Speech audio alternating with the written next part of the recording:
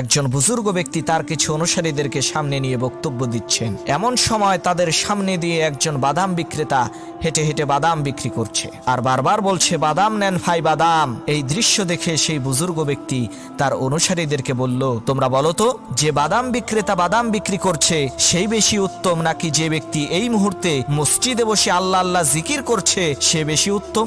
বুজুর্গ ব্যক্তির অনুসারীরা সকলেই এক বাক্যে উত্তর দিল, যে ব্যক্তি মসজিদে বসে আল্লাহ আল্লাহ জিকির করছে সেই ব্যক্তি উত্তম। বুজুর্গ বলল, তোমরা সকলেই ভুল উত্তর দিয়েছ, এই বাদাম বিক্রেতাই উত্তম। এই কথা শুনে সবাই তো অবাক। তারা জিজ্ঞেস করলো, এটা কিভাবে সম্ভব? বুজুর্গ বলল, আল্লাহ তাআলা কোরআনে বলেছেন, ফাইদা কুদিয়াতিস সালাতু ফান্তাশিরু ফিল আরদ, তোমরা নামাজ শেষ করে রিজিক অন্বেষণে বেরিয়ে পড়ো। সুতরাং নামাজের পর মসজিদে বসে জিকির করা নফল আর হালাল রিজিক অন্বেষণ করা ফরজ।